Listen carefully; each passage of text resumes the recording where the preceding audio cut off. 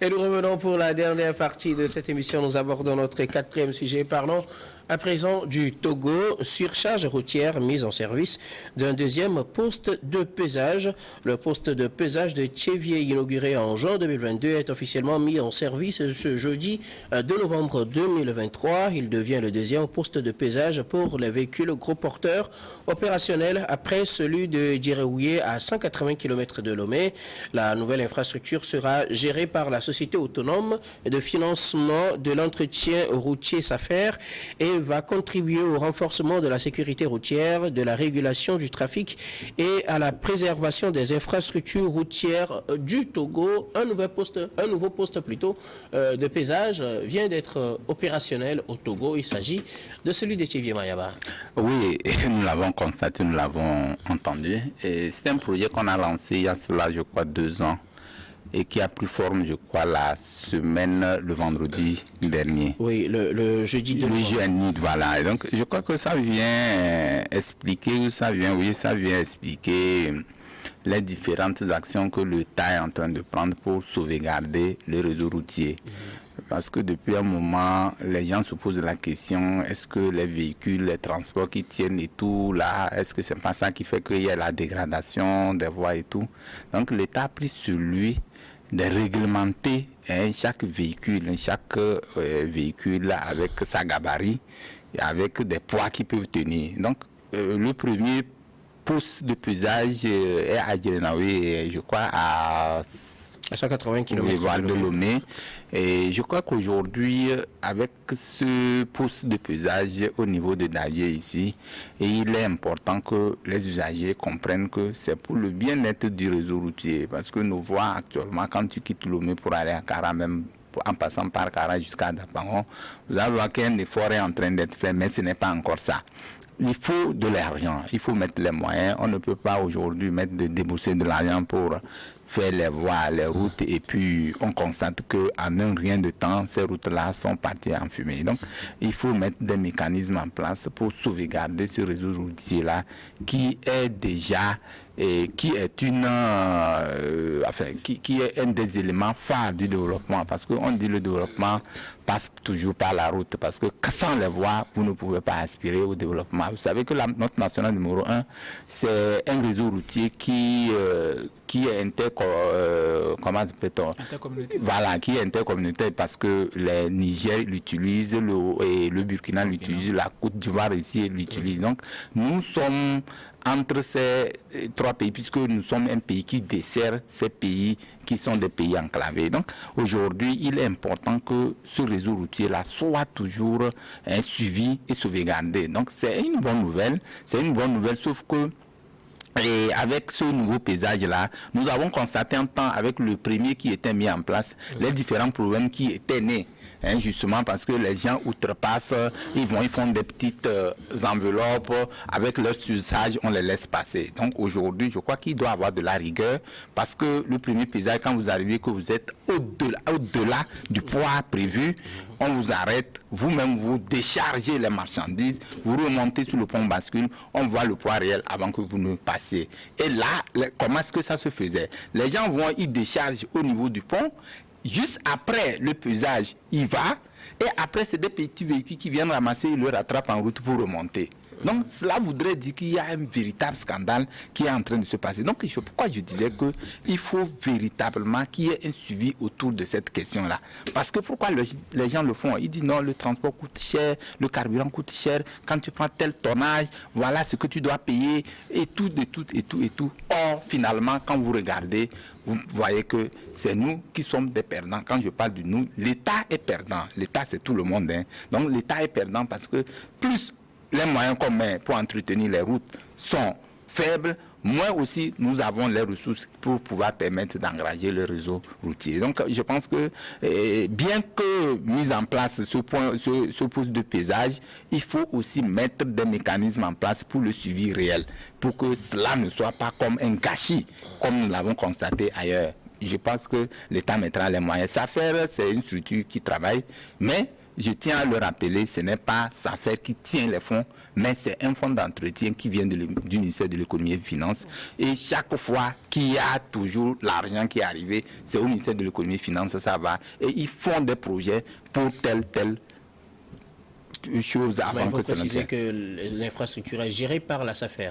Oui, non, ça il faut le préciser, c'est géré par la SAFER. Donc je pense qu'à un moment donné, il faut que les gens comprennent que ce n'est pas de trop en demandant de peut-être réglementer ce réseau-là avec le poids différent, les différents poids que chaque véhicule devait prendre selon sa gabarit. Ça pouvait permettre à ce que nous entretenions bien nos voies, puisqu'on le crie toujours, on continue de le crier. Il n'y a pas de route, mais le peu que nous avons, il faut qu'on ait les moyens de les sauvegarder.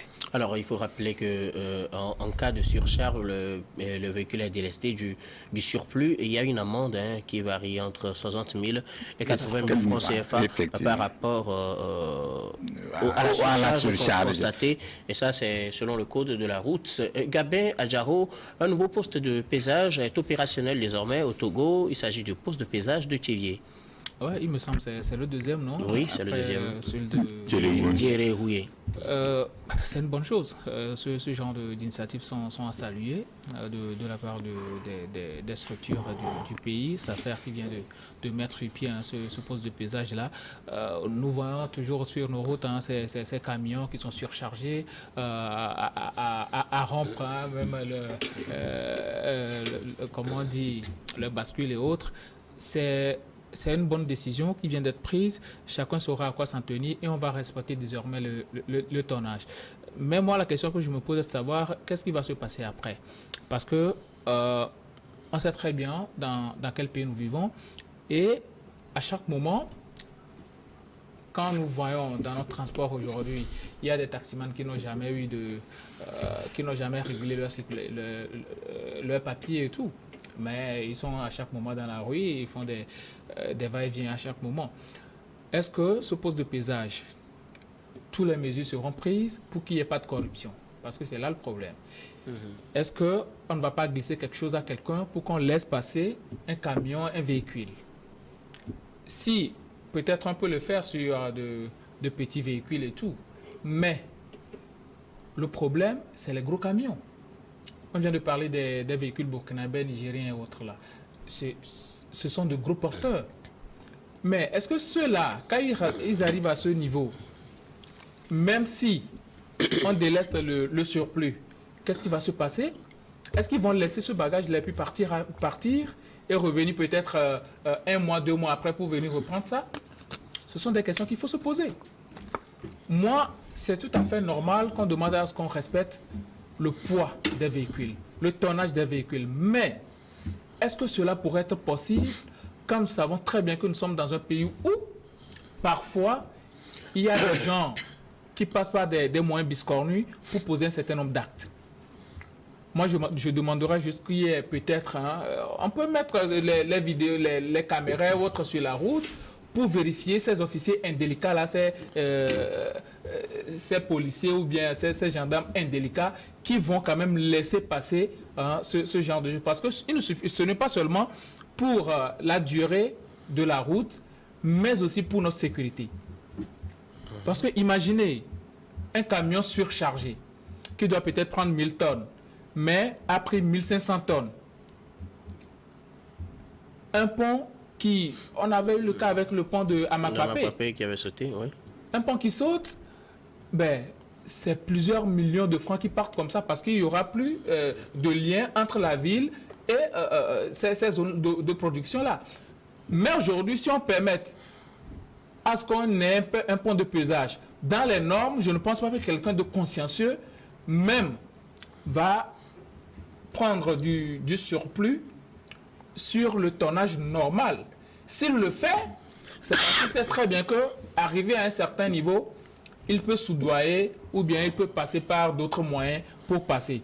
Aujourd'hui, si on est strict sur le contrôle, je pense que ça va décourager beaucoup de personnes pour que, même au niveau du port, avant de prendre les bagages, on vérifie que ça respecte les normes. Et le gouvernement même doit penser à mettre sur pied ces mécanismes-là au sein des structures là où on prend des bagages pour partir à l'intérieur du pays ou pour desservir d'autres villes, je pense qu'il faut y penser. Il faut y penser à mettre ces structures-là sur place. On vérifie le tonnage même du véhicule avant le départ du port ou avant le départ du lieu où il devait partir. Je pense que ça doit être fait. C'est le deuxième au niveau de Tchédié, mais je pense que même au niveau de la nationale numéro 2, au niveau de Kbalimé, il faut mettre ça sur pied parce que les gens qui transportent des vivres de Dany jusqu'à Lomé ou autres, ben, c'est du n'importe quoi. On prend des bagages à un niveau où tu ne sais même pas où se situe le véhicule.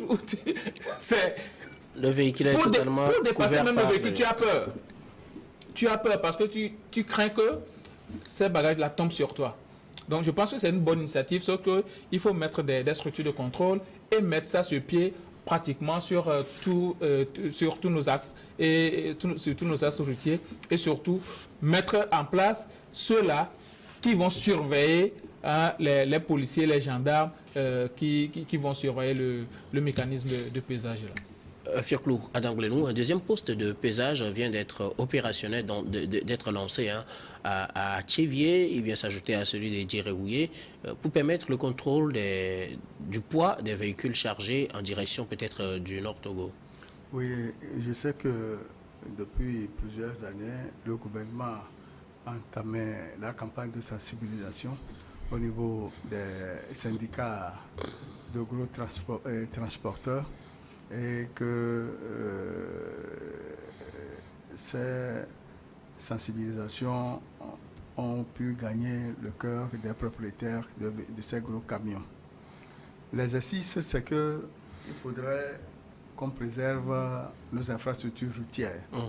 Et sur chaque véhicule, que ce soit un véhicule de tourisme et autres, il est toujours marqué poids vide, charge utile et poids complet. Ce qui veut dire que chaque véhicule a sa capacité, un maximum de le poids à ne pas dépasser. La dégradation des voies résulte effectivement des surcharges.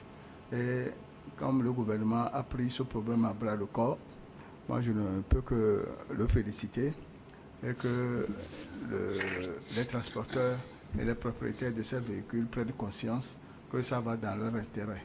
Si un véhicule devait prendre une charge de 500 kg et qu'on met une charge de 1200, il y a un risque de crevaison qui entraînerait un accident et même provoquerait des victimes. Afin d'éviter tout ça, il faut qu'on ait cette conscience professionnelle et qu'on respecte la rigueur de la loi.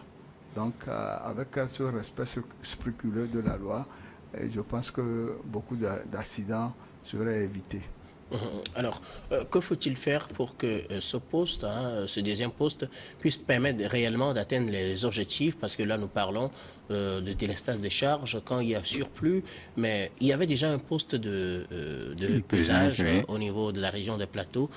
Pourquoi faut-il ajouter un deuxième? Quelle est l'utilité réelle de ces postes de pesage-là, Valentin Mayaba? Oui, je l'ai décrit tantôt. Je crois que même bien avant qu'on ne mette ce deuxième poste de pesage-là, il est important qu'au niveau de la zone portière, qu'on ait un poste de pesage. C'est-à-dire que tout sort du port.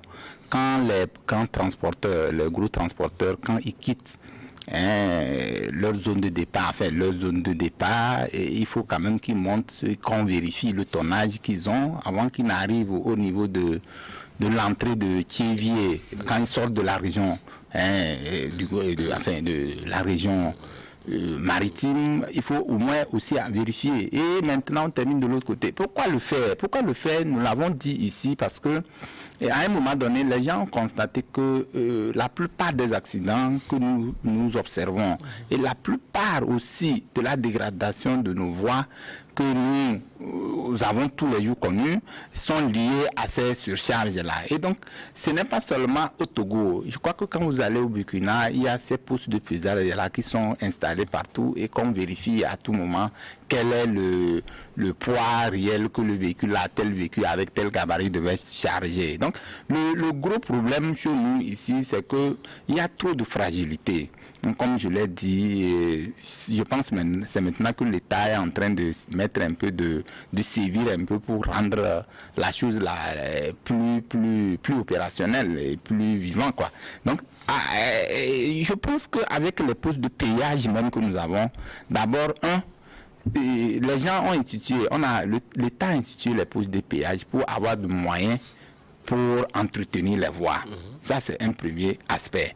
Bon, maintenant, il faut entretenir les voies. En même temps, en même temps qu'on les entretient, il faut les sauvegarder. Il faut les sauvegarder en regardant ou en suivant les transporteurs qui ne doivent pas excéder par rapport à leur charge. Donc, je crois que c'est dans cet esprit que l'État a dit oui.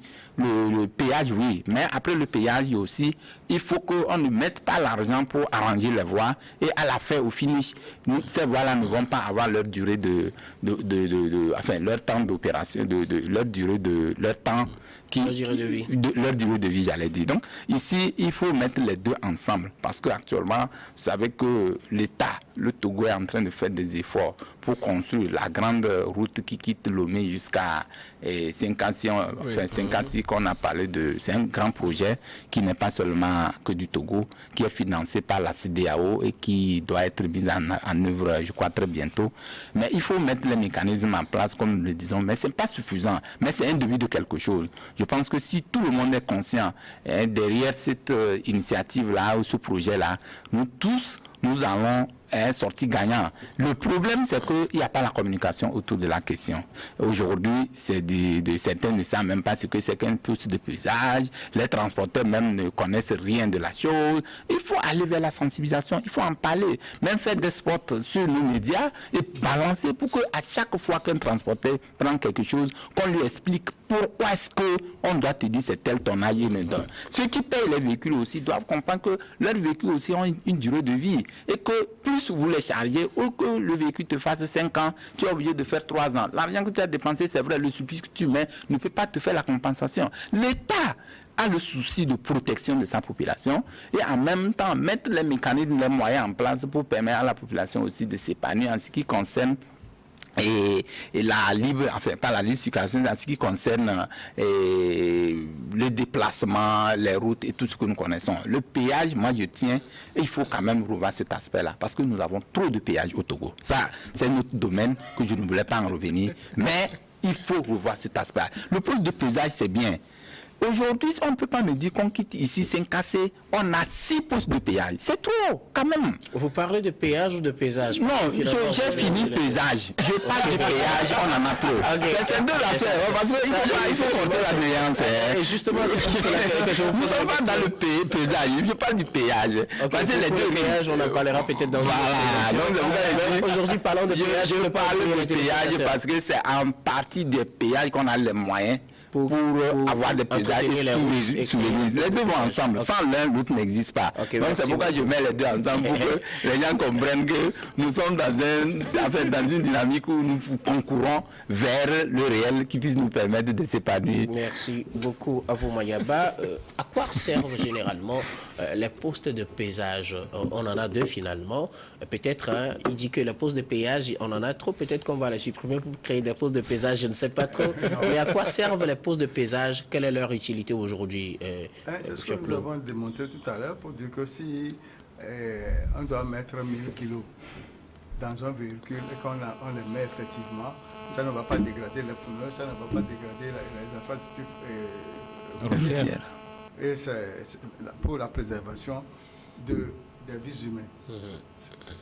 Alors, que faire aujourd'hui pour que ces postes puissent réellement jouer ce rôle-là? Parce que quelque part, quelqu'un mentionnait les affaires de corruption. Que faut-il faire pour que, au poste de pesage, ce ne soit pas juste des formalités que les gens font, même s'ils ne respectent pas les règles en vigueur? Il faut que les agents de contrôle aient cette conscience professionnelle pour effectuer la mission pour laquelle ils sont recrutés et sont censés exécuter.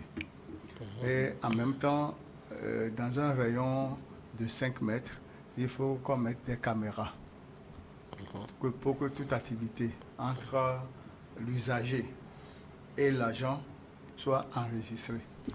Là, ça va permettre aux agents de ne plus oser même prendre 100 francs. Parce qu'une fois qu'on voit le le geste coupable, il faut que l'agent soit sanctionné. Alors, Gabin Adjaro, un dernier mot sur ces postes de pesage, leur utilité et aussi ce qu'il faut faire pour qu'ils remplissent réellement le rôle qui leur est assigné. Oui, je l'ai déjà dit plus haut, c'est une bonne initiative, mais moi je crains toujours cette histoire de corruption. Nous avons connu beaucoup d'initiatives qui avaient été prises, notamment dans le domaine du transport au Togo, mais jusqu'ici ne sont pas véritablement respectées. Aujourd'hui, quand on me parle de l'alcotest, moi je vais pratiquement tout le temps à l'intérieur du pays autre. Ça fait temps. Je ne vois plus les policiers tester des gens, alors que les gens reviennent en week-end tout bourrés, conduisant des véhicules. On avait mis une certaine horaire pour les camions de ne plus circuler, mais aujourd'hui, au-delà de 18h, 20h, même tu vois des camions qui n'ont même pas de feu sur leur véhicule circuler dans la rue. Il y a tellement de choses que je pense qu'il faut revoir. Donc, pour moi, c'est déjà une très bonne initiative qu'on veuille peser les bagages parce que ça en est de trop quand même. Quand tu vois ces gens-là sur nos routes, quand même, c'est assez déplorable. Nous savons très bien que la voie à Lomé-Saint-Cassé, c'est arrivé à un certain moment, c'est une voie assez étroite. Mais tu vois ces camions-là surchargés sur nos routes et bon, ça dénote d'une certaine insécurité. Donc je pense que on va faire confiance à la conscience professionnelle de nos forces de l'ordre qui seront à ces postes de pesage-là. Mais la confiance n'excluant pas le contrôle, le douane vient de le dire, il faut quand même mettre des caméras de surveillance à ces niveaux-là pour qu'il n'y ait pas des agents assez véreux pour permettre à des gens de passer après avoir glissé quelque chose. Alors, un dernier mot sur ces postes de pesage avant qu'on arrive au mot de fin. Oui, bon, moi je pense que le poste de pesage, même quand nous parlons des agents de corruption, tout ça, là, non, c'est au niveau du pesage, comment ça se fait. Quand le véhicule vient, il doit passer sur le pont bascule. C'est à partir de là qu'on voit le poids réel qu'il devait avoir. Et s'il dépasse le poids réel, on le fait amender. Il est sujet à une amende. Enfin, d'abord, on le décharge. Ce qui est fait par lui-même. Oui, non, ce que je dis, par exemple, à ce point, quand on parle des agents véreux, on ne peut pas monter un véhicule sur le pont bascule, on trouve qu'il est surchargé, qu'on le laisse passer, même si on le fait descendre là-bas. Le problème, moi, je pense que véritablement, c'est une question de sensibilisation. Il faut que les gens comprennent, puisque c'est l'homme même qui est au centre de tout. S'il comprend que ce que je fais, je cours d'abord un danger, ça peut limiter ce que nous parlons. On ne peut pas mettre un gendarme derrière chaque conducteur. Ça, c'est pas possible. Même les caméras de surveillance dont nous parlons, c'est qu'à des postes donnés. Ce n'est pas sur tout le corridor. Ça veut dire que c'est juste au niveau des péages, des pesages, des postes de pesage. Juste là, comme on le dit, si on décharge le surplus, il peut commander quelqu'un, amène-moi devant, je vais encore remonter. Donc ça devient le même scénario. C'est pourquoi nous disons qu'il faut aller vers la sensibilisation. Il faut que les riverains ou les transporteurs comprennent l'enjeu. Oui, l'enjeu réel, je vais terminer. Oui, donc l'enjeu réel ici, c'est qu'il faut que le transporteur connaisse l'utilité de pourquoi est-ce qu'on lui dit tu ne dois pas excéder le poids qui est dédié. Okay, oui, Gabriel. Le transporteur, lui, ne va jamais comprendre ça parce qu'il est dans un monde capitaliste. Il veut juste faire le bénéfice. Imaginez un transporteur. Est-ce qu'il ne faut pas les sensibiliser à ce qu'ils comprennent? On peut le sensibiliser 1001 fois, mais il ne va jamais comprendre. Il peut comprendre, mais il ne va jamais exécuter. Tant qu'il a les moyens de recours, il va passer par ces voies biscornues là pour faire passer ces... Que faut-il faire alors dans ce genre de situation? C'est pourquoi il faut la rigueur. Je l'ai dit beaucoup plus tôt, il faut toujours mettre ces postes de pesage là un peu partout et mettre un peu partout les caméras de surveillance. Multiplier donc les postes de pesage. Voilà, okay. Merci beaucoup à vous. Nous arrivons pratiquement à la fin de cette émission. Comme d'habitude, nous allons faire un dernier tour de table sur les sujets de votre choix. Je commence par vous, Fioclo Adangleno. Oui, j'ai constaté avec regret que ces derniers temps, le téléphone au volant continue. J'ai constaté avec regret que les motocyclistes mettent leur téléphone dans leur casque et font des appels et hostillent sur la voie et portent préjudice à la bonne circulation. C'est interdit. Moi, j'aurais souhaité que le ministre de la Sécurité mette une équipe mobile en place, de jour comme de nuit, pour constater ces genres de fêtes. Merci beaucoup à vous, Fioklou Adangoulenou. Je rappelle que vous êtes journaliste et directeur général, directeur de publication, excusez-moi, directeur de publication du journal L'Enquêteur. Merci d'avoir répondu à notre invitation. C'est moi plutôt qui vous remercie. Gabin Adjaro, votre mot de fin. Oui, je veux beaucoup plus parler de cette histoire de pléiade de foires qui s'organisent un peu partout à Lomé. Mais moi, je me pose de réelles questions sur ce que ça apporte à la population. Vous voyez les jeunes Togolais qui s'associent pour prendre un stand qui coûte les yeux de la tête. Mais ce sont eux-mêmes qui doivent encore payer les cash-power, les crédits pour l'électricité. Et au finish, on se retrouve avec zéro. Avant, au moins, quand on vend des saucisses et de la boisson, on arrive à trouver gain de cause. Mais aujourd'hui, même les saucisses et autres, là, il n'y a pas de clients qui viennent acheter. Donc, ça veut dire que les foires, hier, j'étais à Miato, c'était désert. Il faut dire la vérité, c'était désert. Les quelques clients qui étaient là, ils étaient en visite, ils n'ont même pas pu acheter des saucisses et autres. Je pense qu'il faut réellement penser à cette histoire de foires qui s'organise un peu partout et aider beaucoup plus les jeunes Togolais. Parce que nous, on ne prend pas de grosses tentes. On vient juste pour vendre et tirer quelques profits. On ne va pas me dire que les foires, c'est juste pour exposition. On dit exposition et vente. Mais si on vient en exposition, on ne vend pas, il y a problème. Et aussi dire qu'il faut arrêter avec les histoires de chicha véritablement. J'en vois un peu partout dans les bars, ça revient de plus belle. Et pourtant, c'est interdit. Merci beaucoup donc, à vous, Gabin Adjaro. Vous êtes juriste et analyste politique. Merci d'avoir répondu à notre invitation. Merci, docteur. Je termine avec vous, comme Valentin Mayaba. Non, moi je vais souhaiter ou demander à tout le monde de voter pour vous. Guillaume, nous sommes en train d'organiser comment ils appellent ça, je suis nominé au voilà, justement le prix nominé. Vous êtes nominé le prix Talent d'Or. Voilà, prix Togo Talent d'Or. Donc j'invite tout le monde à voter pour toi et donc bonne chance à toi. Je pense que tout le monde sera de cœur avec toi. Merci beaucoup. À part ça, vous n'avez pas d'autres mots de fin? Non, mon mot de fin, c'est de dire merci à tous les téléspectateurs qui nous ont fait confiance de nous suivre. Merci beaucoup à vous de nous avoir suivis. C'est donc la fin de ce numéro de Regard Croisé. Pour voter pour moi, allez directement sur ma page Facebook. Vous allez voir le lien, vous cliquez sur le lien et vous faites autant de votes que possible. Les votes continuent jusqu'au 15 novembre. Merci de nous avoir suivis. C'est la fin de ce numéro de Regard Croisé et de ce programme du soir. Je vous retrouve demain avec le même plaisir pour un autre programme du soir sur New World Info.